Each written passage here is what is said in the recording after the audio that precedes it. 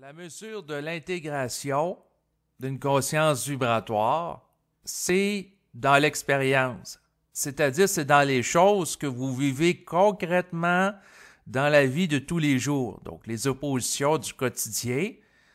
Ça peut être quelqu'un qui se présente à l'arrêt d'autobus et l'autobus arrive en retard. Donc, comment il compose avec l'événement? Est-ce qu'il va se réfléchir? Et ainsi de suite. Donc, la mesure de l'intégration, c'est vraiment dans le concret. C'est pas la quantité de livres que vous allez avoir lus ou d'enregistrements, que ce soit des enregistrements audio ou vidéo que vous allez avoir écoutés. Parce que ça, c'est du mémoriel. C'est pas l'accumulation de mémoire qui vous permet de vous définir ou d'intégrer une vibration. D'ailleurs, il y a des gens qui n'ont jamais écouté d'enregistrements qui parlent de conscience supramentale, de conscience pure, de conscience vibratoire et qui ont un niveau élevé d'énergie. Pourquoi? Parce qu'ils ont développé la capacité d'intégrer cette énergie-là. Donc, autrement dit, ce que je veux vous dire, là, c'est que vous pouvez passer le reste de votre vie à écouter des enregistrements, à mémoriser de l'information qui se rapporte à ces enregistrements-là, mais si vous n'êtes pas capable, dans votre vie de tous les jours, d'agir concrètement pour rester stable dans sa psyché, en état de centricité, d'équilibre, bien, à ce moment-là, vous n'avez rien intégré au niveau énergétique. Parce que être en contact avec du matériel, si ça sert à une transition pour intégrer un plus haut niveau de vibration dans sa vie de tous les jours, c'est utile. Mais si vous écoutez ça dans l'optique de mémoriser des informations pour vous donner une autorité intellectuelle au niveau de la connaissance et de l'accumulation de formes mémorielles dans votre psyché pour vous sentir en puissance, oubliez ça, c'est une perte de temps, ça sert absolument à rien. Donc ça, c'est l'essentiel du propos. Et l'enregistrement que je fais maintenant est dédié à ma mère, qui écoute depuis un certain temps mes enregistrements. Donc, elle a développé au fil des mois. Au début, c'était une certaine curiosité de son ego par rapport à ce que je faisais, parce qu'après tout, je suis son fils. Donc, souvent, les parents sont curieux de voir qu'est-ce que font leurs enfants. Et ça a été son cas. Et puis, elle s'est bien écouter un enregistrement, puis un autre, puis un autre, puis on en écoute. Et puis, d'écouter des enregistrements, ça peut avoir une certaine utilité, mais le test qui permet de voir à quel point la personne a intégré une vibration qui est véhiculée dans un enregistrement, c'est de voir qu'est-ce qu'elle en fait dans sa vie de tous les jours. Donc, autrement dit, si la personne est capable d'intégrer sa conscience dans le concret, donc c'est sûr que par rapport à elle, elle est confrontée à des oppositions. Et je vais amener ça dans le concret parce que c'est des choses que peut-être certaines personnes d'entre vous vivez. Donc, autrement dit, elle est confrontée à une situation d'harcèlement d'une autre personne. Donc, je vais élaborer un petit peu plus parce que c'est à travers les expériences de la vie et la manière qu'on pose par rapport à elle que ça nous permet de voir à quel point on a intégré la vibration de l'esprit, la vibration du plan mental, puis à quel point on est libre de l'astral. Parce que c'est pas en lisant des livres puis en s'imaginant que j'ai lu tel livre, fait que là je suis libre de l'astral. Non, ça marche pas de même. C'est à travers les tests du quotidien que ça vous en donne une mesure réelle d'à quel point vous êtes libre de l'influence astrale, puis à quel point vous êtes centrique, puis à quel point vous êtes capable d'arrêter de vibrer émotivement. Donc, c'est ce que j'y explique depuis plusieurs semaines, de plusieurs mois, à travers des échanges téléphoniques. Donc, autrement dit, dans sa situation, elle a écouté certains de mes enregistrements où je parlais de l'importance d'être capable de s'ouvrir à l'autre, de l'écouter dans le respect. Et là, ce qui est arrivé, c'est qu'elle est entrée en contact avec une dame qui, voyant qu'elle est ouverte et capable de faire preuve de respect, eh bien, s'est mis à s'accrocher à elle pour parler, parce que probablement qu'elle a peu de gens à qui parler. Et là, la situation a fait en sorte que elle a commencé à l'appeler une fois de temps en temps, un peu plus. Puis là, c'était rendu qu'elle l'appelle 5 fois par jour, puis elle vit une forme de dépendance par rapport à elle. Donc, il y a une dame qui vit une dépendance par rapport à ma mère, étant donné que ma mère a développé une certaine capacité d'écoute à l'autre, et que souvent, ce qui arrive, c'est qu'il y a peu de gens qui ont cette capacité. Ce qui fait que lorsque quelqu'un développe ça, ben, il y a des gens qui peuvent vouloir s'accrocher à elle comme des ventouses, comme des sangsues qui vont vouloir bénéficier de ça parce qu'il n'y a pas personne qui les écoute. Donc, c'est sûr que par rapport au développement de la capacité d'écoute de l'autre, ce qui est très important, c'est qu'il faut développer en parallèle aussi la capacité à mettre ses limites par rapport à l'autre, parce que sans ça, on va se faire exploiter. Donc, autrement dit, si par humanisme, par capacité de faire preuve de l'amour en tant qu'être humain pour un autre être humain, vous écoutez un autre être humain, c'est très généreux de votre part, mais il faut que vous soyez capable de mettre vos limites parce qu'il y a plein de gens qui, un peu comme des vampires, vont essayer de vous exploiter et abuser de votre générosité psychique. Donc, c'est sûr que ce qu'il faut comprendre par rapport à ça, c'est souhaitable que l'être humain soit en mesure d'écouter l'autre, et il est encore plus souhaitable par rapport à lui qui est capable de faire respecter son territoire psychique, parce que sans ça, il se fait envahir. Et ça, c'est un élément qui est important à aborder, parce que s'il y a des gens qui disent « Ah, ben moi, je vais faire preuve davantage d'écoute envers autrui », ce qui est souhaitable. Donc, pour qu'il y ait un peu plus de respect, puis humaniser à quelque part ses rapports avec les autres davantage, il faut qu'en parallèle, elle développe aussi la capacité de s'affirmer. Donc, il faut que s'il y a un mouvement d'ouverture qui est plus grand, que la personne ait en contrepartie la capacité de manifester un mouvement de fermeture qui est équivalent pour qu'elle soit en état d'équilibre. Parce que sans ça, si la personne est trop ouverte par rapport aux autres, bien à ce moment-là, elle risque d'être épuisée par les autres qui vont pas arrêter de lui parler et puis de le bombarder d'informations. Donc, il faut que la personne soit capable de mettre ses limites pour faire respecter son territoire psychique. Et ça, c'est elle-même qui doit le faire. Et c'est ce que je discute avec ma mère. Parce que là, ce qui est arrivé, c'est qu'il y a une personne qui discute avec elle et comme elle est ouverte, naturellement, à avoir tendance à se confier, parler de qu'est-ce qui va pas. Puis l'autre lui déverse beaucoup d'informations négatives. Donc, beaucoup d'astralité. Puis là, à un moment donné, elle développait des problèmes de sommeil. Elle a aussi des problèmes d'hypertension. Donc, c'est sûr que j'y ai dit que si tu écoutes des gens qui vont se vidanger dans ta psyché plusieurs fois par jour, parce que la madame était rendue qu'elle l'appelait 4 ou 5 fois par jour, et bien à ce moment-là, c'est elle qui va se dévitaliser de son énergie si elle n'est pas capable de mettre ses limites parce qu'elle va se faire contaminer psychiquement par du matériel astral qui est nuisible. Quand que je parle de matériel astral nuisible, pour être concret, c'est quelqu'un qui va se plaindre. Donc, quelqu'un qui va, par exemple, te téléphoner et te dire « Ah, ben, c'est pas drôle, aujourd'hui, je me sens pas bien, aujourd'hui, il y a ci, il y a ça. » Et la personne va tout le temps se plaindre et ne cherchera pas à être en mode solution puis régler ses problèmes. Donc, autrement dit, si la personne se plaint puis tu lui dis « Ben, OK, si tu as des problèmes psychologiques, va consulter un psychologue ou un travailleur social, puis elle le fait pas. » Puis elle continue à se plaindre, puis à se plaindre, puis à se plaindre. Bien, à ce moment-là, elle tourne en rond, puis elle nourrit l'entité astrale qui cherche à la faire vibrer à la plainte parce que ça l'amène à ressentir des émotions, comme par exemple la tristesse, un sentiment d'impuissance.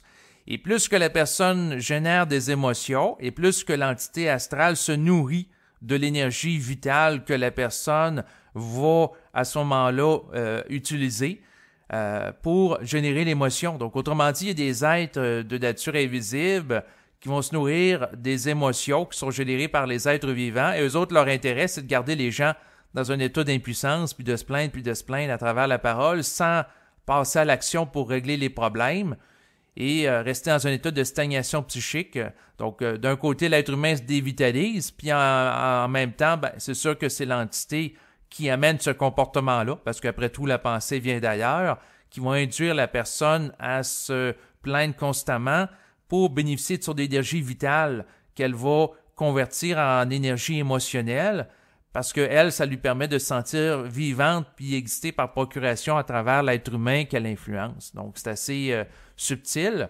Qu'est-ce qui se passe dans l'occulte? Donc, quelqu'un peut être conscient de ça. Donc, autrement dit, elle peut être consciente que lorsque l'autre n'arrête pas de téléphoner pour se plaindre, c'est qu'à quelque part est sous influence d'une entité astrale qui l'amène à adopter ce comportement. Puis l'entité veut qu'elle aussi génère des émotions, parce que plus que des gens qui génèrent des émotions en lien avec des plaintes, plus qu'à ce moment-là, ces gens-là se dévitalisent et plus qu'à ce moment-là, c'est avantageux pour ces entités-là qui se sentent dynamisées par rapport aux énergies émotionnelles qui sont perçues par elles. Donc, c'est un petit peu un cercle vicieux dans le sens que quelqu'un qui se plaint à un autre, qui va se plaindre à un autre, et ainsi de suite, puis il peut y avoir un effet domino qui est occasionné, qui va amener une dévitalisation d'une grande quantité de personnes. Sauf que le point, c'est que par rapport à ma mère, elle a été confrontée par une personne qui faisait de l'harcèlement téléphonique, elle lui a dit d'arrêter poliment, et la personne n'écoute pas, parce qu'elle vit beaucoup de souffrance, donc elle est dans un état au niveau psychique où elle est influencée par des entités qui l'amènent à adopter ce comportement-là de manière compulsive, et sa volonté de respecter l'autre n'est pas assez élevée. Donc, autrement dit, elle souffre, puis là, elle voit quelqu'un peut écouter, bon, ben, elle va se garrocher dans ses bras, elle va essayer d'avoir son attention, puis elle a un comportement de dépendance. C'est sûr, cette personne-là, parce qu'elle s'est beaucoup plainte à ma mère, il a été question de ses antécédents personnels, elle vit d'une famille nombreuse, elle a probablement vécu de la violence psychologique, elle a subi des mauvais traitements, et ainsi de suite. Puis là, elle souffre présentement d'isolement, puis là, elle essaie de se rattacher à ma mère. Et c'est sûr que ce qui guette l'individu, puis ça c'est le cas sans doute de beaucoup de personnes, c'est que pour des raisons de spiritualité, les gens vont dire « Ah, pauvre personne, elle a été victime de difficultés personnelles dans son passé, fait que je vais l'écouter. » Donc elle la prend en pitié.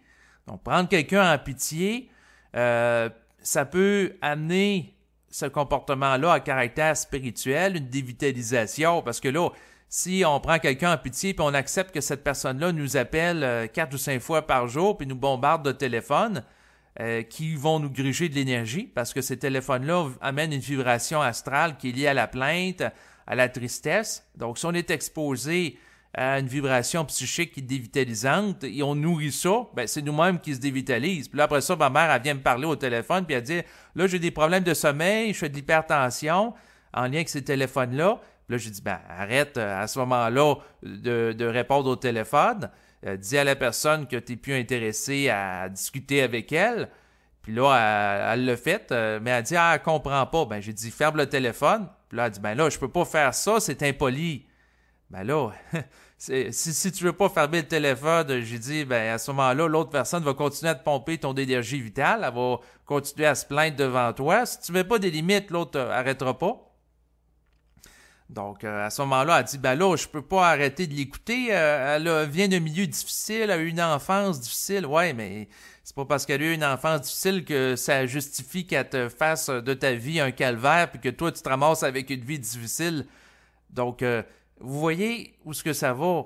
Et souvent, les gens sont manipulés par la pitié, dans le sens de vouloir plaire à l'autre, puis là, d'accepter de se faire bombarder 4 à 5 fois par jour de téléphones qui sont toxiques, pour faire plaisir à l'autre en disant « Ah, ben, vu qu'elle fait pitié, ça justifie le fait que j'endure quelque chose qui n'a pas d'allure. » Donc, autrement dit, j'endure quelqu'un qui se plaint constamment, puis lorsqu'on lui propose des solutions, ça ne l'intéresse pas, parce qu'il est occupé à vibrer à la plainte puis à la tristesse, puis la personne aime ça à quelque part parce qu'elle s'enlise là-dedans. Donc, à ce moment-là, elle nourrit le mouvement. Et si elle serait vraiment saturée de souffrir de ce qu'elle connaît, elle consulterait un psychologue ou un travailleur social ou un autre intervenant où elle se mettrait en action dans sa vie. Mais ça, il faut avoir une certaine volonté qui est atteinte en fonction d'un seuil de saturation, de souffrance vécue qui va amener la personne à passer à l'action. Donc, autrement dit, lorsque la personne souffre suffisamment d'une situation qui n'a pas d'allure, au lieu de se plaindre constamment, elle va agir. Mais ça prend un certain niveau. Et c'est pas nécessairement tous les gens qui vont l'atteindre dans cette existence-ci pour vivre un changement psychique qui vise une dynamisation de l'individu par lui-même au lieu d'être dans un état d'inertie et d'être soumis à l'influence de pensées astralisantes. Là. Donc, je vais y aller avec le concret d'où ce que je veux en venir. C'est que au fil des mois, il y a eu des discussions entre moi et ma mère par rapport à la situation d'harcèlement téléphonique qu'elle vit. Et moi, j'ai dit, ben à ce moment-là, si tu as de la difficulté à mettre tes limites par rapport à la personne qui te fait de l'harcèlement, bien à ce moment-là, achète-toi un afficheur. Donc, autrement dit, que tu puisses voir c'est quoi le numéro de téléphone qui est composé. Au début, elle était réticente en disant, ah ben là, je suis pas pour dépenser de l'argent de mes poches pour payer un afficheur en plus de mon abonnement téléphonique pour compenser qu'est-ce qu'une autre personne me fait vivre. Puis là, au début, elle voulait pas trop payer, parce que c'est sûr que c'est plate de devoir payer de l'argent pour compenser une autre personne qui nous fait de l'harcèlement téléphonique. Mais si ma mère est pas capable de fermer à chaque fois que l'autre personne le téléphone pour se plaindre, puis se raconter, là, puis de tourner en rond avec du matériel astral, si elle n'est pas capable de le faire, ben mieux de voir quand que c'est l'autre qui appelle. Et là, ça a pris un certain nombre de semaines, voire de mois avant qu'elle achète l'afficheur. Puis à un moment donné, ben, elle était tannée de se faire appeler à tout moment de la journée. Donc, puis elle a commencé à souffrir. Et c'est souvent à travers la souffrance qu'on agit. Donc, elle commençait à vouloir saturer la situation. Fait que là, elle a acheté l'afficheur. Sauf que le problème, c'est que la dame qui lui fait l'harcèlement téléphonique, elle est rusée. C'est-à-dire qu'elle, elle va marquer, quand elle fait des téléphones, numéro confidentiel. Donc, elle s'organise pour que son numéro de téléphone soit masqué pour pas qu'on la détecte. Donc, c'est sûr que si ma mère pourrait détecter facilement son numéro de téléphone en le reconnaissant, ben, elle a juste à pas répondre au téléphone lorsqu'elle voit son numéro sur l'afficheur et ça aurait été très simple et son problème aurait été réglé. Mais là, elle utilise le fait que c'est un numéro confidentiel pour dissimuler son identité, pour continuer de téléphoner ma mère. Puis là, quand c'est un numéro confidentiel, ben des fois, elle va répondre parce qu'elle dit « on sait pas c'est qui ». Puis là, j'ai dit, ben si c'est quelqu'un qui est vraiment important qui t'appelle, il va signaler. Donc, ce ne sera pas un numéro qui est caché. Parce qu'après tout, il y a des fraudes téléphoniques qui sont faites à partir de numéros confidentiels. Puis là, si la personne vibre un peu à l'insécurité, elle va dire « ah ben là, si je sais pas c'est qui, ben là, je suis mieux de répondre. » Parce qu'elle se fait avoir par la peur. Donc, à ce moment-là, si elle répond, ben elle retombe sur la madame qui lui fait de l'harcèlement téléphonique. Pourquoi? Parce que si on a peur de manquer un appel téléphonique important, on va accepter de répondre à des numéros qui sont indiqués comme confidentiels. Donc, autrement dit, l'entité astrale qui peut nous insuffler dans la psyché, la pensée, qu'il faut que tu répondes parce que sans ça, tu vas manquer quelque chose d'important, va amener l'individu à avoir un comportement qui va faire en sorte qu'il va répondre à un moment donné à une personne que c'est pas approprié puis qui lui fait de l'harcèlement téléphonique. Puis là, à ce moment-là, la personne n'est pas capable de dire non à l'autre personne qu'elle n'est pas intéressée à l'écouter, puis elle l'écoute pendant 1 heure, pendant 1 heure et demie, ben là, elle se fait vider de son énergie vitale. Puis elle se soumet à l'influence de l'autre. Alors que la personne qui entre dans son identité n'est pas intéressée à se faire soumettre à une volonté extérieure à elle pour lui dicter comment elle va se comporter. Donc, autrement dit, elle va se faire, elle ne sera pas intéressée à se faire exploiter par les autres, puis elle va vouloir mettre ses limites dans le sens que la personne, que ce soit quelque chose d'important ou pas, si c'est non confidentiel, je ne réponds pas. Donc, la personne peut avoir une volonté ferme à ce sujet pour pas qu'il y ait des gens qui essayent de la téléphoner pour essayer de l'influencer négativement puis lui voler ses énergies vitales. Parce qu'après tout, l'enjeu, c'est toujours ça. C'est qu'est-ce que vous faites de votre énergie. Et c'est ce que j'ai abordé avec elle. Et ce qui arrive, c'est que des fois, elle se fait récupérer parce que là, c'est le temps des fêtes. Donc, autrement dit, cette personne-là qui le fait du harcèlement téléphonique, bien entendu, l'a appelé pendant le temps des fêtes. Et là, elle va vibrer à de la culpabilité. Et l'autre va essayer de faire vibrer à la culpabilité en lui disant, ben regarde, moi, je suis tout seul. Dans le temps des fêtes, les gens de ma famille, je les vois pas, ils m'ont délaissé, je souffre d'isolement. Donc, la personne va essayer de se positionner comme étant comme une victime pour nous amener à changer de comportement puis de s'ouvrir à elle. Donc, en nous manipulant, en nous faisant vivre de la culpabilité si on la voit pas, si on répond pas à ses téléphones. Et là, j'ai dit à ma mère, ben, ce qui va permettre de voir à quel point tu as intégré la vibration mentale, c'est de voir qu'est-ce que tu vas faire dans les prochains jours. À savoir, est-ce que tu vas l'inviter à venir chez toi parce que c'est le temps des fêtes, puis tu trouves qu'elle fait pitié, puis ça fait partie de tes croyances spirituelles que quand c'est le temps des fêtes, il faut être généreux, il faut accepter de voir des gens avec lesquels on n'est pas à l'aise. Pourquoi? Ben parce que ça fait partie de l'esprit de Noël. Donc, ça, est-ce que tu vas acheter ce discours-là que, bon, elle fait pitié, puis à ce moment-là, il faut que tu la rencontres, puis que tu la reçoives à un repas. Donc, que tu lui serves à manger, tu reçoives un repas à tes frais, parce qu'elle, elle veut venir chez ma mère naturellement fêter Noël, parce qu'elle s'ennuie. alors que toi, tu passes ton temps à te faire dévitaliser tes énergies vitales, ça t'a occasionné des problèmes d'insomnie, ça t'a fait vivre du stress qui ont participé à des problèmes de haute pression que tu connais. Donc, autrement dit, toi, c'est très coûteux pour toi. Tu as des problèmes de santé qui sont amplifiés, donc des problèmes de sommeil qui vont te fragiliser, qui sont générés par sa présence sur le plan physique ou ses échanges téléphoniques.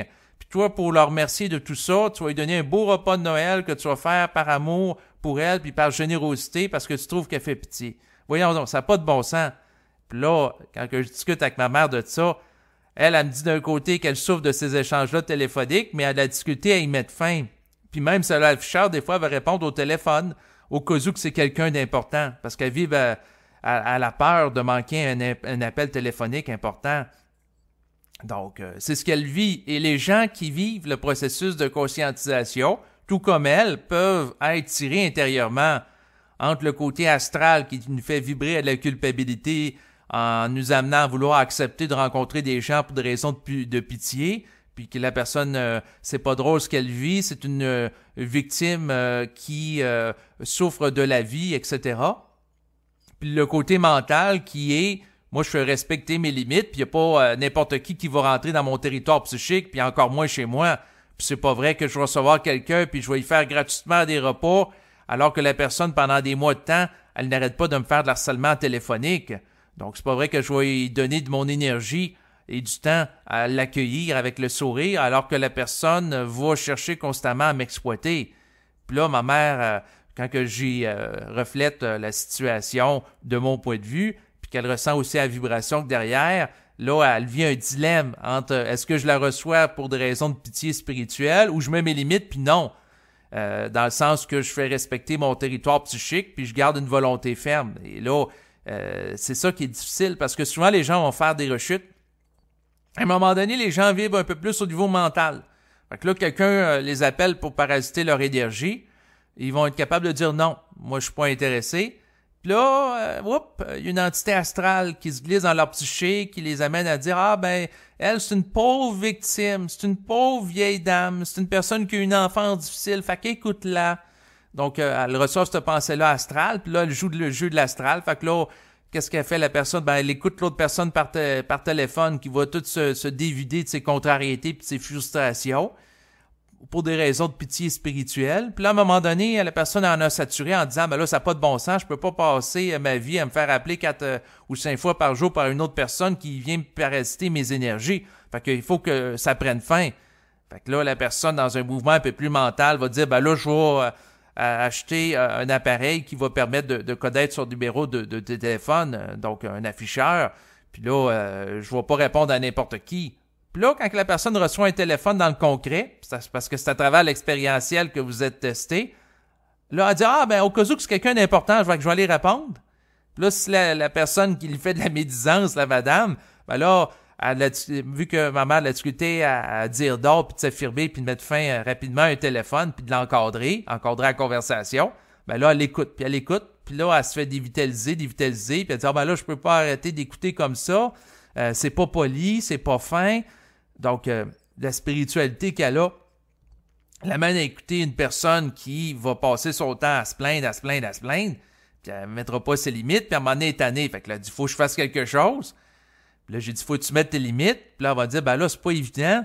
Surtout de dire non à une personne qui vit dans la solitude, l'isolement pendant le temps des fêtes, de refuser qu'elle vienne chez moi pour un repas de Noël. C'est difficile. Elle dit, j'ai l'impression d'être une sans-cœur. J'ai dit, ben, pas nécessairement.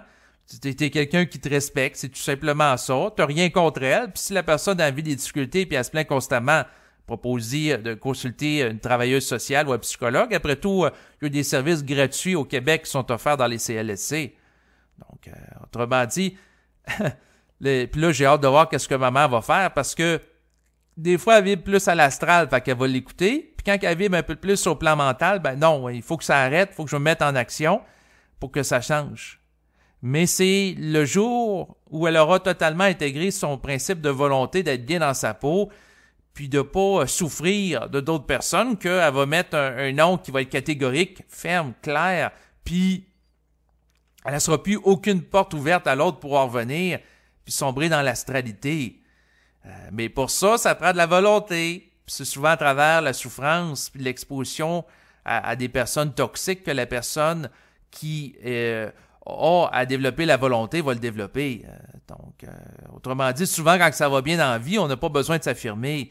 Puis là, maman réalise à quel point il faut qu'elle s'affirme parce que quelque part, c'est sa santé puis son équilibre psychique qui est en jeu. Fait que là, elle réalise qu'il faut qu'elle bouge, mais pour des raisons de conditionnement social et religieux, parce qu'elle est chrétienne, ben là, les valeurs chrétiennes, c'est d'accueillir les autres à Noël, c'est de faire plaisir aux autres. Mais là, il faut qu'elle réalise les limites de cette programmation d'âme pour intégrer à quelque part son individualité. Et là, ça, c'est l'enjeu auquel j'assiste depuis plusieurs semaines, à savoir qu'est-ce qui va arriver dans son rapport avec l'autre personne qui fait de l'harcèlement téléphonique. Ça, c'est un des sujets d'étude que j'ai. Et je trouve ça intéressant d'aborder ça avec vous parce que je sais qu'il y a plein de gens qui acceptent d'être en contact avec d'autres personnes qui leur vampirisent leur énergie vitale puis ont de la difficulté à dire non. Et ça, c'est un des enjeux. C'est-à-dire que quelqu'un qui a intégré la volonté d'être bien dans sa peau, de s'émanciper psychiquement, l'une des choses de base à faire, c'est d'être capable de dire non par rapport à toute forme d'exploitation psychique qu'on veut faire à votre insu. Et il faut être capable d'aller au-delà de la spiritualité et du désir à plaire à l'autre pour être capable de s'affirmer. Je dis pas nécessairement de lui manquer de respect, mais je dis d'être capable d'affirmer ses limites parce qu'il y a des gens qui sont sous influence d'entités astrales de très basse vibration, puis ils ont de la difficulté à arrêter. C'est sûr que la personne qui a fait de l'harcèlement téléphonique, j'y ai parlé à un moment donné par téléphone, de manière courtoise, mais avec une certaine vibration pour lui dire d'arrêter de téléphoner. La personne sur le coup, elle m'a dit qu'elle a arrêté, puis bien sûr, quelques temps après, sous l'influence de son identité astrale, ça lui a dit intérieurement qu'il faut qu'elle l'appelle, là. Pour lui parler, là, puis c'est urgent, puis ça presse. Puis là, elle n'est pas capable de se censurer dans le mouvement parce qu'elle a peu de volonté, fait que puis elle a tendance à faire preuve de dépendance, fait que elle va appeler constamment ma mère, et là, c'est à ma mère de s'affirmer puis d'être capable de mettre fin à ces échanges téléphoniques. Et c'est sûr que certaines journées, quand elle vibre plus à l'astral, ben, elle est ouverte à ça, puis elle participe à ça, puis elle nourrit ça. C'est sûr que si elle l'écoute, l'autre personne, pendant 1 heure de temps, qu'est-ce qu'elle va faire? Elle va continuer de l'appeler parce que elle lui donne raison, elle lui donne de l'importance, puis elle cherche à avoir de l'importance. Probablement que c'est pour compenser une situation difficile parce qu'elle venait d'une famille nombreuse, cette personne-là. Elle a eu beaucoup de difficultés dans sa vie. Puis, à ce moment-là, elle cherche une forme de réconfort. Probablement qu'elle a connu de la négligence parentale. Puis là, elle a vu que l'autre était capable d'écouter. Ben, qu'est-ce qu'elle fait? Ben, elle se garoche dans les bras de l'autre parce que elle cherche à avoir de l'attention puis de l'affection parce qu'elle n'est pas entrée dans son identité puis elle n'est pas capable de s'en donner à elle-même pour être capable d'être bien dans sa peau en intégrant l'événement passé qui a été difficile puis en se redéfinissant sur le plan énergétique en arrêtant ce comportement-là de dépendance, qui est une attitude psychologique qui la garde dans un état de comportement infantile. C'est un petit peu comme si elle voyait à travers ma mère sa propre mère compensatoire, c'est-à-dire qu'elle cherche un rôle de soutien à travers ma mère pour se faire écouter, se faire doloter, se faire approuver, etc. Donc, c'est sûr que le message que je veux envoyer à travers cet enregistrement, c'est que si vous développez la capacité d'écouter l'autre, de le respecter, il faut qu'en parallèle, vous développez aussi la capacité de vous affirmer, parce que sans ça, les gens, quand ils sentent que vous êtes capable de les écouter réellement, d'être présent réellement à ce qu'ils disent, ça se peut qu'ils vont vouloir se garrocher dans vos bras puis avoir votre attention, parce que beaucoup de gens ne se sentent pas écoutés par autrui, puis c'est normal parce que les gens se réfléchissent. Donc, les gens aussi sont orgueilleux, sont écoutés à se raconter, puis il y a très peu de gens qui écoutent les autres. Fait que quand ils voient qu'il y en a un qui est capable d'écouter, ben qu'est-ce qu'ils font? Ben, ils vont essayer de chercher un réconfort à travers lui.